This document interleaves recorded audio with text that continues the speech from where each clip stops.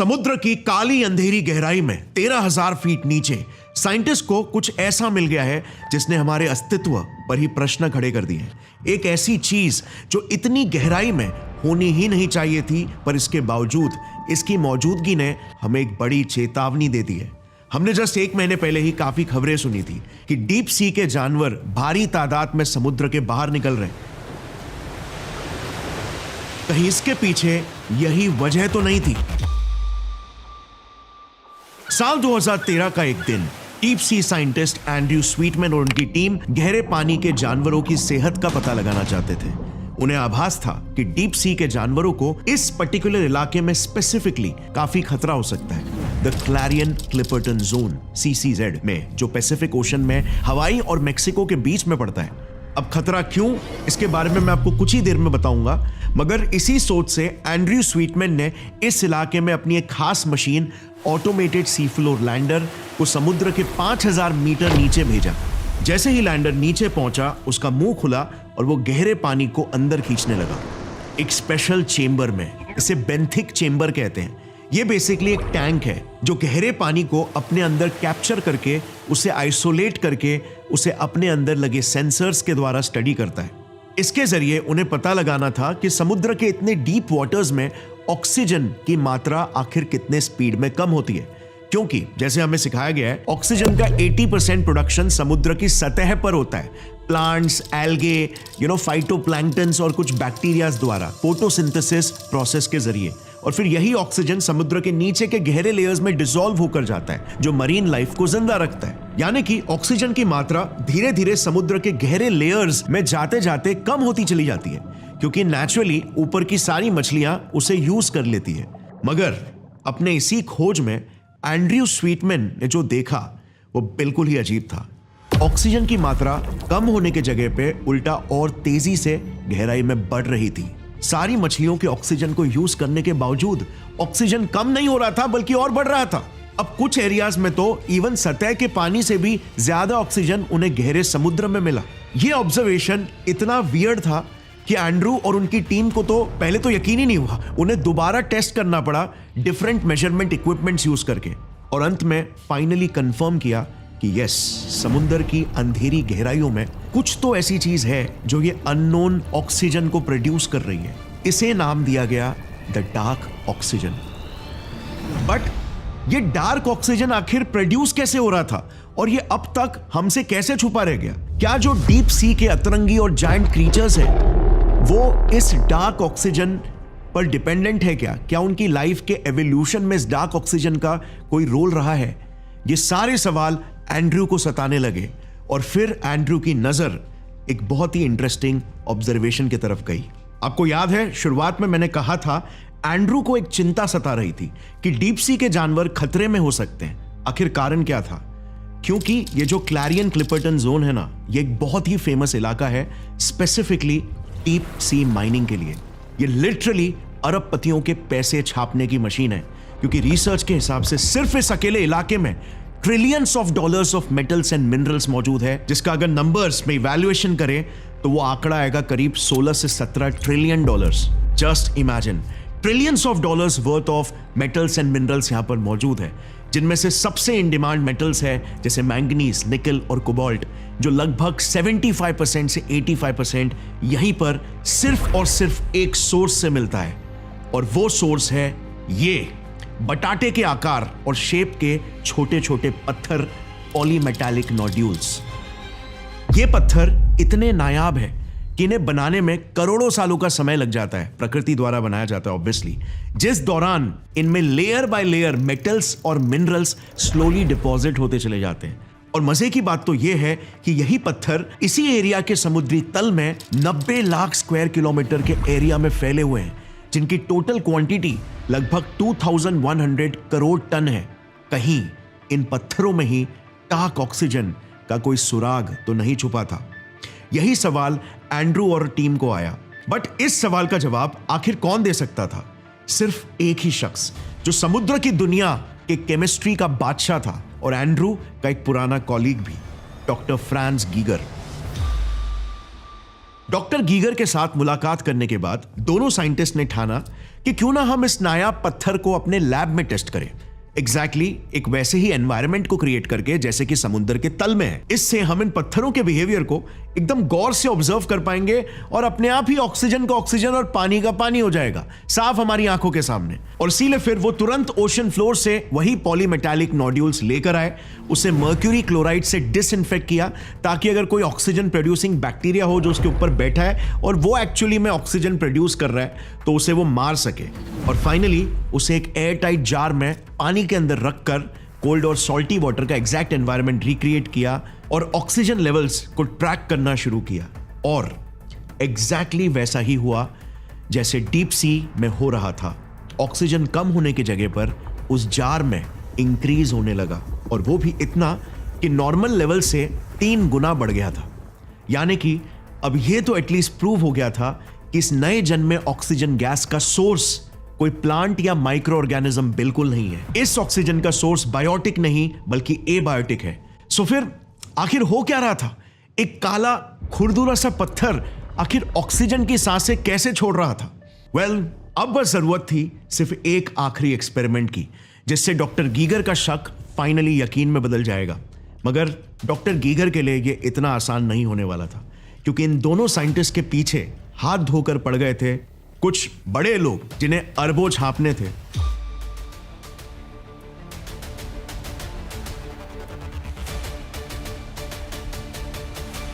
कहानी को बस कुछ समय के लिए यहां पर पॉज करते हैं और मैं आपसे एक सवाल पूछना चाहता हूं। देखो, ऑक्सीजन जो गैस लिटरली हमारी जान है, हमारी आत्मा ही समझ लो, क्या इस गैस के वजह से हमारा जन्म हुआ था या फिर पृथ्वी पर लाइफ यानी कि प्लांट्स ने ऑक्सीजन को जन्म दिया?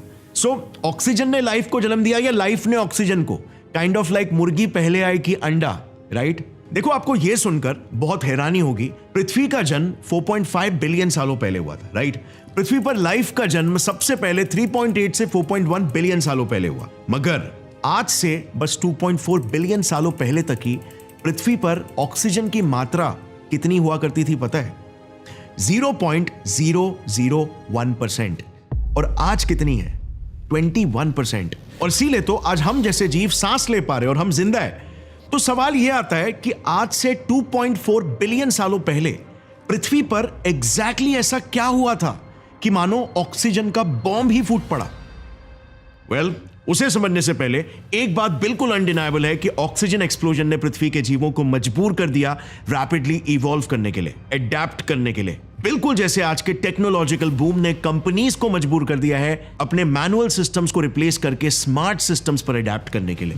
बट डोंट वरी, अब accounting, sales, website, HR, inventory, आपको आपके बिजनेस के जितने भी ऑपरेशंस को ऑटोमेट करना है, अब ये सब कुछ आप सिर्फ एक ही सॉफ्टवेयर उडू से इजीली कर सकते हो। ऑल्सो बहुत ही जल्दी 13 और 14 अगस्त को उडू ऑर्गेनाइज करने जा रहा है इंडिया का biggest tech and business event, Odoo community days, Mahatma Mandir, Gandhinagar, Gujarat में। जो इवेंट किसी भी एंटरप्रेन्योर या बिजनेस एंथुसियास्ट के लिए एक ड्रीम प्लेस होगा, बिकॉज़ उडू smart classes, 200+ talks, live demos, influencer and guest sessions and more than 20,000+ attendees यहां पे एक्सपेक्टेड है। आप यहां से बहुत कुछ सीख सकते हो। मैंने खुद लास्ट ईयर ही उडू की कम्युनिटी डेज को अटेंड किया था, एंड ट्रस्ट मी, चाहे आपका बिजनेस है, जॉब है, आप फ्रीलांसर हो या सिर्फ टेक्नोलॉजी और ईआरपी सॉफ्टवेयर्स के एंथुसियास्ट हो, अगर आप डायरेक्टली रियल बिजनेसेस से प्रैक्टिकली सीखना चाहते हो, कई सारे इंडस्ट्री एक्सपर्ट से मिलना चाहते हो, so this is a place where you have to be. It's going to be a lively lifetime experience like the last time.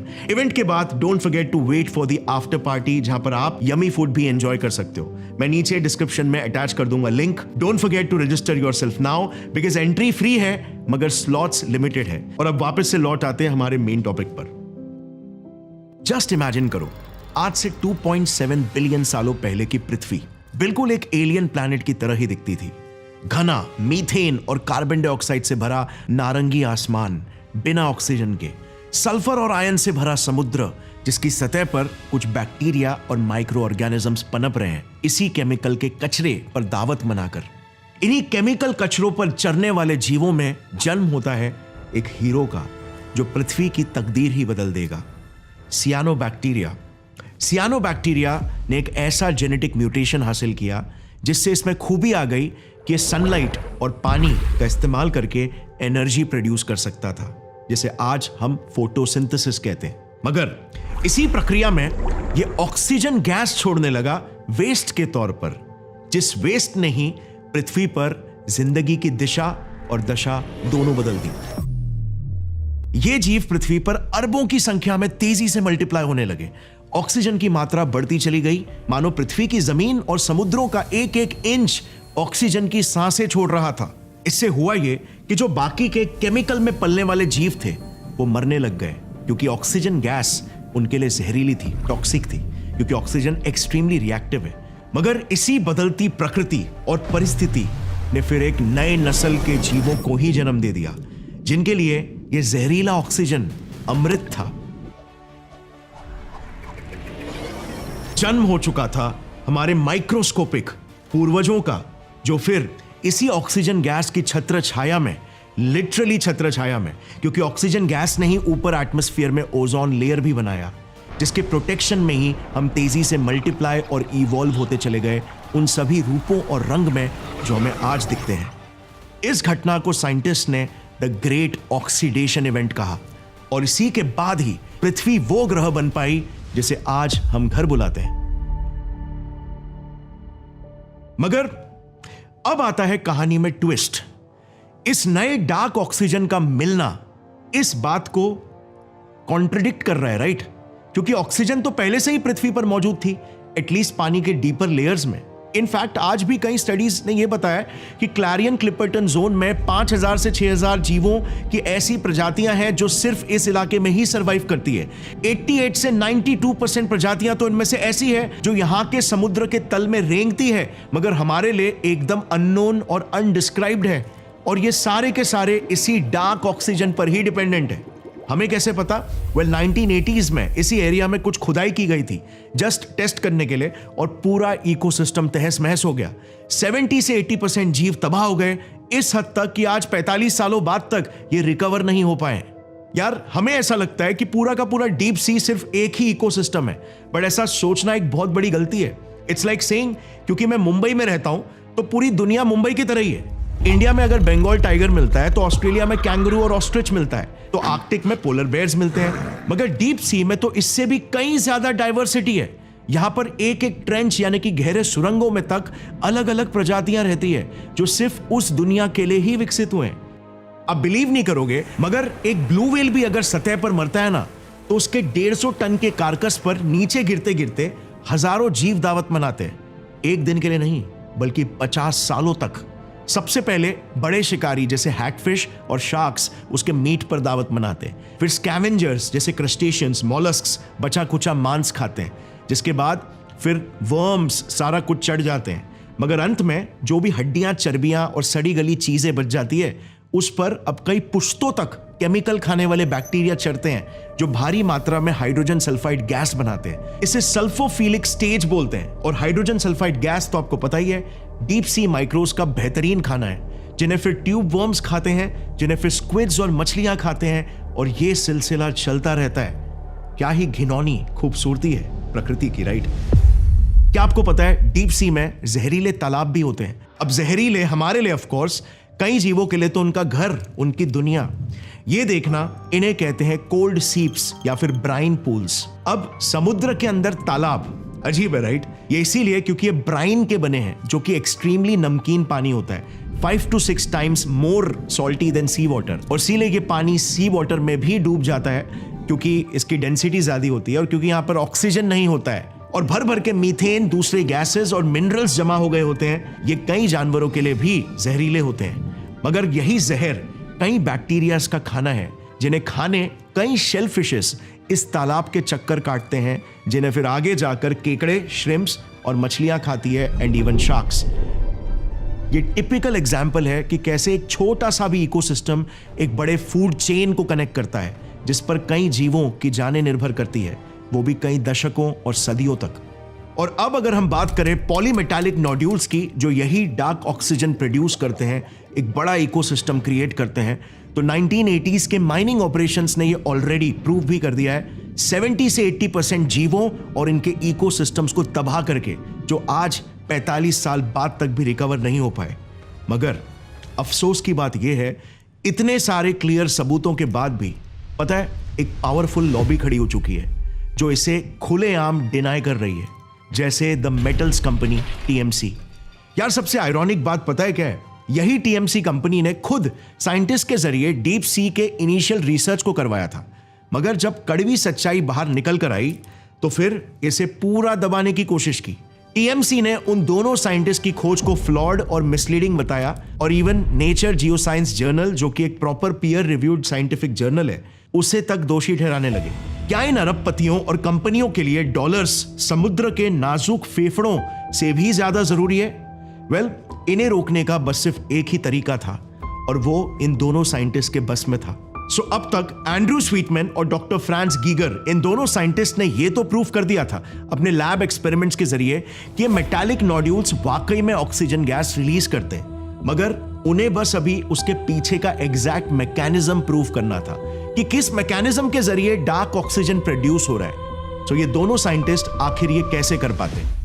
Well, doctor France को याद था कि उन्होंने बहुत पहले एक बार लैब एक्सपेरिमेंट के जरिए यह प्रूफ करके बताया था कि समुद्र का नमकीन पानी कुछ खास हालातों में जंग लगे मेटल्स के साथ इंटरैक्ट करके इलेक्ट्रिसिटी यानी कि बिजली पैदा कर सकता है। यस, एक अंडर वाटर बैटरी की तरह। सही हालातों में ये एक सिंपल टाइप के रिएक्शन को क्रिएट कर सकते हैं, जिस रिएक्शन के बारे में हमने बचपन में भी पढ़ा है। वाटर यानी H2O को दो पार्ट्स में जो स्प्लिट कर सकता है, हाइड्रोजन और ऑक्सीजन में। मैं बात कर रहा हूं इलेक्ट्रोलाइसिस की। सो कहीं ये अंडर वाटर पॉलीमेटालिक नोड्यूल्स भी इसी रिएक्शन के जरिए ऑक्सीजन को तो रिलीज नहीं कर रहे हैं? क्या समुद्र की अंधेरी गहराइयों में अरबों अंडर वाटर बैटरीज छुपे हुए हैं जो यही डार्क ऑक्सीजन को प्रोड्यूस कर रहे हैं? Sounds weird, right? वेल, इसे टेस्ट करना बहुत ही जरूरी था, जिसके लिए वंस अगेन दोनों साइंटिस्ट ने इन पत्थरों के सैंपल्स को लैब में लाया और उन्हें गहरे समुद्र की तरह एक एनवायरनमेंट वाले नमकीन पानी में डाला। मगर इस बार उन्होंने उन पत्थरों की सतह पर दो इलेक्ट्रोड्स लगाकर उसे एक वोल्टमीटर से मेजर किया and they were shocked. I mean both emotionally and literally, क्योंकि 0.95 वोल्ट्स की इलेक्ट्रिसिटी वाकई में प्रोड्यूस हो गई। बट आखिर कैसे? वेल, जस्ट एकदम शॉर्ट में आपको फिजिक्स के कॉन्सेप्ट का रिवीजन करवा देता हूं, फिर मजा आएगा। देखो, 0.95 वोल्ट्स इलेक्ट्रिसिटी का मतलब क्या होता है, और वो भी एक पत्थर से। सो इलेक्ट्रिसिटी का सिंपल सा सिद्धांत है कि इलेक्ट्रिसिटी हमेशा हाई पोटेंशियल से लो पोटेंशियल के तरफ जाएगी। ये बेसिकली एक यूनिवर्सल सिद्धांत है जो ब्रह्मांड भर में लागू करता है। जैसे फॉर एग्जाम्पल, इमेजिन करो आपने अगर एक पाइप लिया और उसमें पानी भर दिया। क्या इस पाइप में पानी अपने आप ही आगे जाएगा? नहीं, राइट? मगर वहीं अगर आपने पाइप का एक छोर लिया और उसे लिफ्ट कर दिया, तो अब उस पाइप के पानी में अचानक से एक फोर्स क्रिएट हो जाएगा जो उसे आगे की तरफ पुश करेगा। वेल, इलेक्ट्रिसिटी एग्जैक्टली ऐसे ही काम करती है। पाइप को लिफ्ट करना पोटेंशियल डिफरेंस क्रिएट करना था, और पानी का फ्लो चार्ज के आगे बढ़ने का फोर्स है, जिसे हम मेजर करते हैं वोल्ट्स में। सो एक डबल ए बैटरी, जिसे 1.5 वोल्ट्स की बैटरी भी कहते हैं, उसमें पॉजिटिव टर्मिनल और नेगेटिव टर्मिनल के बीच 1.5 वोल्ट्स का पोटेंशियल डिफरेंस होता है, और उसी डिफरेंस को कवर करने के लिए चार्ज उस साइड जहां वो ज्यादा संख्या में है से दूसरी साइड जहां पर वो कम है की तरफ 1.5 वोल्ट्स के फोर्स से ट्रैवल करते हैं। और बीच में अगर आप कोई भी सर्किट घुसा दो, जैसे एक बल्ब फॉर एग्जांपल, तो चार्ज उस सर्किट से पास होकर भी नेगेटिव टर्मिनल तक पहुंच जाएंगे और वो बल्ब लाइट अप हो जाएगी। अब इस पॉलीमेटालिक पत्थर में अगर आप देखोगे ना, तो मैंगनीज तो ऑलरेडी है, जो एग्जैक्टली हमारे बैटरीज में ही होता है, और जो बैटरीज में ही पॉजिटिव टर्मिनल भी क्रिएट करता है। बस इनमें बैटरीज की तरह जिंक नहीं है, बट उसको रिप्लेस करता है आयरन ऑक्साइड, जो नेगेटिव टर्मिनल का रोल प्ले करता है। और बाकी मीडियम, जिसे इलेक्ट्रोलाइट कहते हैं, वो तो सी वाटर है ही, जो आयोन्स जैसे Na+, Cl-, H2+, OH- से भरा हुआ है। और इसी वजह से जब साइंटिस्ट ने इसकी सतह के एक पॉइंट पर जब एक इलेक्ट्रोड लगाया और दूसरे पॉइंट पर दूसरा, तो वोल्ट मीटर ने 0.95 वोल्ट्स की इलेक्ट्रिसिटी की रीडिंग दिखाई, जो कि ये दोनों साइंटिस्ट के लिए एकदम शॉकिंग इसीलिए था क्योंकि इन्होंने मिली वोल्ट्स में बिल्कुल भी एक्सपेक्ट नहीं किया था, बल्कि नैनो वोल्ट्स में इलेक्ट्रिसिटी निकल कर आएगी ये एक्सपेक्ट किया था। सो एक्सपेक्टेशन से कहीं ज्यादा इलेक्ट्रिसिटी प्रोड्यूस हुई। अब अगर ये पत्थर वाकई में इलेक्ट्रिसिटी प्रोड्यूस कर रहे हैं, तो क्या इसका मतलब सिंपल है कि गहरे समुद्र में इलेक्ट्रोलाइसिस की प्रक्रिया हो रही है जिसमें ढेर सारा डार्क ऑक्सीजन प्रोड्यूस हो रहा है? Well, there is a catch. दोनों साइंटिस्ट ने यह एग्री किया कि इलेक्ट्रोलाइसिस की प्रक्रिया को रूप लेने के लिए एटलीस्ट 1.23 वोल्ट्स के इलेक्ट्रिसिटी की जरूरत होगी, मगर हमें तो सिर्फ 0.95 वोल्ट्स ही मिला, जिसे उन्होंने अपने रिसर्च पेपर में एड्रेस करते हुए यह लिखा कि ये पत्थर 1.23 वोल्ट्स भी डेफिनेटली प्रोड्यूस कर सकते हैं अगर ये एक साथ ज्यादा संख्या में या क्लस्टर्ड फॉर्म में मिले, जो कि मिलना एक डीप वाटर लैंडस्केप में काफी कॉमन है। जैसे फॉर एग्जांपल 2 पत्थर ही एक साथ मिलकर 1.9 वोल्ट्स प्रोड्यूस कर सकते हैं। अब 2023 में ही इस रिसर्च को प्रॉपर्ली वैलिडेट किया गया, स्टैटिस्टिकल डेटा से भी ये कंफर्म किया गया कि इस वोल्टेज से ऑक्सीजन प्रोड्यूशन का लिंक कंसिस्टेंट है। और उसके बाद फाइनली 2024 में एक proper peer reviewed scientific journal nature geoscience में स्टडी को पब्लिश किया गया, क्योंकि एविडेंस वाकई में काफी कन्विंसिंग थे। मगर सितंबर 2024 को द मेटल्स कंपनी का एक अनयूजुअली बड़ा रिप्लाई आता है, ढेर सारा रॉ डेटा और रिसर्च नोट्स के साथ, चैलेंज करते हुए कि ये डिस्कवरी बिल्कुल फ्लॉड है। उनका कहना यह था कि वो $75 मिलियन खर्च करके 12 सालों से रिसर्च को फंड कर रहे हैं एक ऑनेस्ट और सस्टेनेबल तरीके से माइनिंग करने के लिए, ताकि मिनरल्स निकालकर क्लीन एनर्जी प्रोड्यूस कर सके। मगर इस कंपनी के बात को कितना ट्रस्ट किया जा सकता है? ये तो वही बात हो गई ना कि बिल्ली खुद को ही दूध की सबसे ईमानदार पहरेदार बता रही है। इनका कॉन्फ्लिक्ट ऑफ इंटरेस्ट साफ नजर आता है। बट इस मुद्दे में COMRC यानी कि critical ocean minerals research centre भी घुस गई, जिसने इस डिस्कवरी को येलो फ्लैग बताया, क्योंकि उनका कहना था कि 2 और रिसर्चर्स यही एक्सपेरिमेंट पहले भी कर चुके, मगर उन्हें तो ऐसे रिजल्ट्स नहीं मिले। जैसे यूनिवर्सिटी ऑफ सदर्न डेनमार्क ने एक सिमिलर रिसर्च किया था, मगर एक दूसरे किस्म के लैंडर, कोवेरियंस लैंडर को यूज करके। उन्हें तो उल्टा रिजल्ट मिला, ऑक्सीजन बढ़ नहीं बल्कि घट रहा था। अब इस पर एंड्रू और टीम का रिस्पॉन्स ये था कि कोवेरियंस लैंडर इतना एक्यूरेटली रिजल्ट्स को मेजर नहीं कर सकता है। बट कुछ दूसरे भी जेन्युइन साइंटिस्ट और रिसर्चर्स ने भी कंसर्न्स उठाए, जैसे आरहुस यूनिवर्सिटी के एक इंडिपेंडेंट रिसर्चर बो बार्कर जॉर्गनसन ने 2 महीने पहले ही एकदम उल्टा रिजल्ट पाया था, और उन्होंने एक मैगजीन को इंटरव्यू में कहा कि स्वीटमैन के रिसर्च में कुछ मेथोडोलॉजिकल फ्लॉज थे। जैसे नंबर 1, लैब एक्सपेरिमेंट में तो हमने डीप सी के 400 गुना ज्यादा प्रेशर को तो रेप्लिकेट किया ही नहीं था, जो कि एंड्रू के हिसाब से एंड रिजल्ट में इररिलेवेंट है। या फिर नंबर 2, 0.95 से 1.23 वोल्ट्स एग्जैक्टली कैसे क्रिएट हो रहा है, ये काफी स्पेक्युलेटिव है और इसका कोई क्लियर कट मैकेनिज्म प्रूव ही नहीं किया गया। और नंबर 3, रिसर्च में हाइड्रोजन गैस को भी एक्यूरेटली नहीं मेजर किया गया, क्योंकि अगर इलेक्ट्रोलाइसिस के जरिए अगर H2O स्प्लिट हो रहा है तो ऑक्सीजन के साथ हाइड्रोजन गैस भी तो रिलीज होना चाहिए, तो क्या हाइड्रोजन गैस बढ़ रहा है? सो ऑल इन ऑल जॉर्गनसन के हिसाब से इस रिसर्च ने हमें जवाबों की जगह सवाल ज्यादा खड़े करके दे दिए है, और यह एहसास दिला दिया है कि समुद्र के बारे में आज भी हम कितना कम जानते हैं। सो क्या एंड्रू एंड टीम का रिसर्च गलत है, ये प्रूव हो गया? वेल, बिल्कुल नहीं। इनफैक्ट अब तो खेल ने और तेजी से रफ्तार पकड़ना शुरू किया है, क्योंकि एंड्रू के रिसर्च को क्रिटिसिज्म से ज्यादा सपोर्ट मिला। देखो, साइंस में जब कोई भी बड़ी नई डिस्कवरी होती है ना, तो हमेशा मैसिव डिबेट्स छिड़ जाते हैं, जो कि साइंस की ब्यूटी भी है, क्योंकि ये हमें और तेज दौड़ाता है पूरे सटीकता और सतर्कता से सच्चाई को निश्चित करने के लिए। साइंस में रिपीटेबिलिटी का बहुत इंपॉर्टेंस है, जिसके लिए कई सारे साइंटिस्ट अब खुद भी ऐसे एक्सपेरिमेंट्स को परफॉर्म करने लग गए हैं, खुद ऑब्जर्व करने और एक्सपीरियंस करने के लिए। मगर एज ऑफ नाउ यानी जून 2025, अच्छी खबर यह है कि इन माइनिंग कंपनीज के हेवी प्रेशर्स, करोड़ों रुपए फेंकने और लॉबिंग के बाद भी most of deep marine scientist और उनके कॉन्फिडेंस से 33 कंट्रीज डीप सी माइनिंग पर बैन या एटलीस्ट एक टेम्पररी होल्ड लगाने को सपोर्ट कर रही है। और इसीलिए the international union for conservation of nature, एक ग्लोबल अथॉरिटी, ने डीप सी माइनिंग पर एक टेम्पररी होल्ड लगाकर रखा हुआ है, जब तक हम डीप सी माइनिंग से जुड़े सारे रिस्क्स को ठीक से समझ नहीं लेते। मगर कड़वी सच्चाई यह है कि डीप सी माइनिंग तो बस एक छोटा सा ट्रेलर है हम इंसानों की लापरवाही का। इस एरिया पर जरा नजर डालना, इसका साइज 2 पाकिस्तान के जितना विशाल है, मगर यह कोई जमीन नहीं बल्कि कचरे का एक ढेर है। यस, 2 पाकिस्तान यानी 3 राजस्थान जितना विशाल कचरे का एक ढेर पैसिफिक ओशन के बीचों बीच। और ये तो सिर्फ प्रॉपर ढेर है, जहां पर कचरा पानी में एक्सट्रीमली कॉन्सेंट्रेटेड और कुछ इलाकों में तो सॉलिड कॉन्सेंट्रेशन तक है, मगर इसके सॉफ्ट एजेस को भी अगर आप गिनोगे ना तो ये इलाका इंडिया से भी बड़ा पैच बन जाता है। 2014 के एक रिसर्च ने बताया कि यहां पर एटलीस्ट 5.25 ट्रिलियन प्लास्टिक के पीसेस है जिनका कुल मिलाकर वजन 269,000 टन है। और बस सिर्फ इस एक पैच के वजह से आप बिलीव नहीं करोगे, हर साल 1 मिलियन सी बर्ड्स और 1 लाख मरीन मैमल्स मरते हैं, या तो कुछ पॉइजनस खाकर, प्लास्टिक के ढेर में फंसकर, या यहां पर नायलॉन के भटके हुए फिश नेट्स में अटक कर।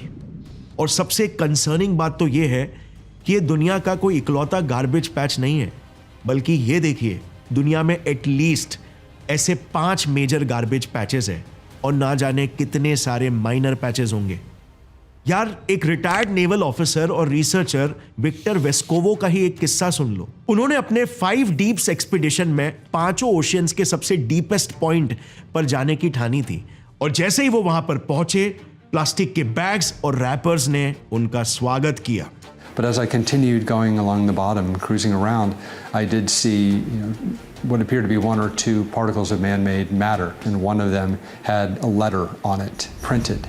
Just imagine, पानी के 11 किलोमीटर नीचे एक गहरे सुरंग में तक ये प्लास्टिक्स पहुंच रहे। अब सबसे बड़ी प्रॉब्लम ये है कि ये प्लास्टिक्स कभी खत्म नहीं होंगे, कभी नेचुरली डिस्ट्रॉय नहीं होंगे, सदियों तक बस ये जमा होते रहेंगे, जो मछलियों और उनके इकोसिस्टम के लिए टॉक्सिक है। बताता हूं क्यों। जिस तरह हम लापरवाही दिखा रहे हैं ना, कई रिपोर्ट्स के हिसाब से 2040 तक समुद्रों में प्लास्टिक्स की मात्रा ट्रिपल हो जाएगी, यानी समुद्र में मछलियों से ज्यादा प्लास्टिक्स पाया जाने लगेगा। Just imagine. और ये तो मैंने मैक्रो यानी बड़े साइज के प्लास्टिक्स की बात की है, जिसका मतलब यह है कि समुद्र में माइक्रो प्लास्टिक्स तो और तेजी से मल्टीप्लाई होंगे। 2017 की एक स्टडी के अनुसार आज 71% सी बर्ड्स और 30% टर्टल्स के पेट में प्लास्टिक्स और माइक्रो प्लास्टिक्स पाए जा रहे हैं, जिनमें से 50% जानवर इसी के वजह से घुटकर मर जाते हैं। पोर्टलैंड यूनिवर्सिटी की एक स्टडी ने तो यह पाया कि 99% मछलियों में जो अमेरिकन खा रहे थे, माइक्रोप्लास्टिक्स के अंश मिले। एक और एक रिसर्च ने तो 100% मछलियों के सैंपल्स में यही माइक्रोप्लास्टिक्स पाए। आज इसी वजह से हालत ऐसी हो गई है कि एक एवरेज इंसान हर साल खाने और पीने में 78,000 से 2,11,000 माइक्रोप्लास्टिक्स के अंश कंज्यूम कर रहा है। आप बिलीव नहीं करोगे, यूनिवर्सिटी ऑफ न्यू मैक्सिको के एक रिसर्च ने जब 51 ब्रेन सैंपल्स पर रिसर्च किया, तब पता चला हर एक ब्रेन सैंपल्स में एक क्रेडिट कार्ड से भी ज्यादा मात्रा में प्लास्टिक मिला। यस, ब्रेन के मास का 0.5% जो आता है 6 से 7 ग्राम्स प्योर प्लास्टिक, एक क्रेडिट कार्ड जितना सिर्फ आपके दिमाग के अंदर। सोचो फेफड़ों, किडनीज और दूसरे ऑर्गन्स में कितना होगा। और नोट, ये टेस्ट तो अमेरिकन पर किया गया था। इंडियंस में, आप में और मेरे में ये प्लास्टिक की मात्रा बिल्कुल हो सकता है इससे कहीं ज्यादा एक्सीड करती है, क्योंकि we all know it, India में कोई रेगुलेशंस ही नहीं है, ना हवा, पानी, खाने, किसी में भी नहीं।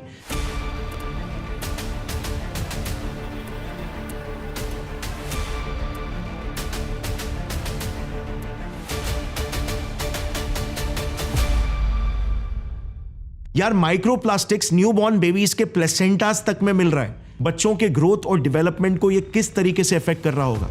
इंसानी सभ्यता आज लिटरली घोड़े के रफ्तार से दौड़ रही है, और वहीं हमारे प्रकृति को बचाने वाले रेगुलेशंस कछुए की गति से भी धीमे लिखे जा रहे हैं। सालों तक उन पर डिबेट चलता रहता है, और फिर जब बहुत देर और अंधेर हो जाती है, तब जाकर उन्हें लागू किया जाता है।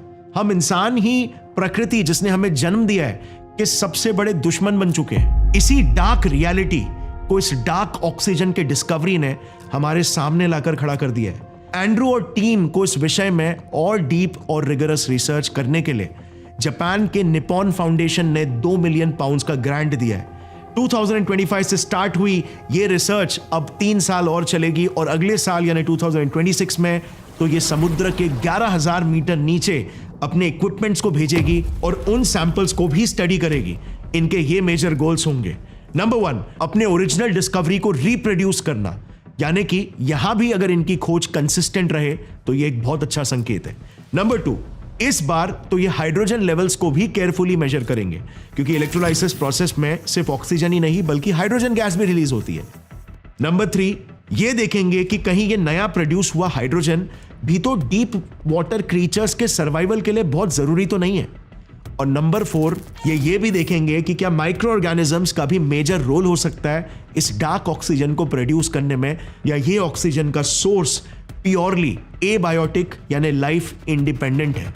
अब जरा सोचो इस रिसर्च के क्या प्रोफाउंड इंप्लीकेशंस हो सकते हैं। I mean, हम हमेशा से यही सोचते आए हैं कि लाइफ तो फोटोसिंथेसिस पर ही डिपेंडेंट है ऑक्सीजन के लिए, जिसके लिए लिक्विड ओशन और सन दोनों की बहुत जरूरत है। और इसीलिए तो हम केपलर जैसे स्पेस टेलीस्कोप से एग्जैक्टली उन्हीं ग्रहों को टारगेट करते हैं जो पृथ्वी की तरह अपने सितारे से गोल्डीलॉक जोन में, यानी कि अपने सितारे से लगभग पृथ्वी जितनी ही आइडियल दूरी पर। मगर अगर ये बियॉन्ड अ डाउट प्रूव हो जाता है कि डार्क ऑक्सीजन एक मेजर सोर्स ऑफ ऑक्सीजन है डीप सी में, जो बिना लाइफ या फोटोसिंथेसिस के भी ऑक्सीजन प्रोड्यूस कर सकता है, तो फिर क्या हमें हमारे एलियन लाइफ सर्च ऑपरेशंस को सिर्फ गोल्डीलॉक जोन्स वाले प्लैनेट्स तक ही सीमित रखना चाहिए क्या? क्या लिक्विड ओशंस और सन का होना एक जरूरी क्राइटेरिया भी है क्या? I mean, लाइफ को चाहिए क्या होता है? वाटर, एनर्जी और केमिस्ट्री। वाटर तो फ्रोजन ओशंस में भी डीपर लेयर्स में लिक्विड फॉर्म में मिल जाता है। एनर्जी तो फ्रोजन वर्ल्ड्स की गहराई में भी प्रोड्यूस होती है हाइड्रोथर्मल वेंट्स के एक्सट्रीम हीट के जरिए, जिन वेंट्स के थ्रू ही मोस्ट साइंटिस्ट ही एग्री करते हैं कि पृथ्वी पर भी लाइफ का जन्म हुआ था एंड नॉट सन्स एनर्जी। और फाइनली सही केमिस्ट्री। अब डार्क ऑक्सीजन का डीप सी में मिलना सही केमिस्ट्री को और ज्यादा सपोर्ट करता है, क्योंकि ऑक्सीजन लाइफ को तेजी से इवॉल्व करवाता है। इंटरेस्टिंग चीज तो यह है कि पृथ्वी पर भी लाइफ के जन्म में सन का बहुत ही कम रोल था। सारे राइट बायोलॉजिकल मॉलिक्यूल्स जैसे न्यूक्लिक एसिड्स, जैसे आरएनए हो गए, लिपिड्स और एमिनो एसिड्स सन के एब्सेंस में सतह से कई किलोमीटर नीचे गहरे समुद्र में ही बने। सो क्या डीप सीज खुद में ही सक्षम है लाइफ को प्रोड्यूस और इवॉल्व करने में? डार्क ऑक्सीजन इन सभी सवालों की एकदम अहम कड़ी है। बट जस्ट अंटिल देन हम इंसानों को अपनी लालच और लापरवाही से खुद के ही भविष्य को बर्बाद होने से रोकना होगा। Do share this video with your friends and families and see you very soon. Jai Hind.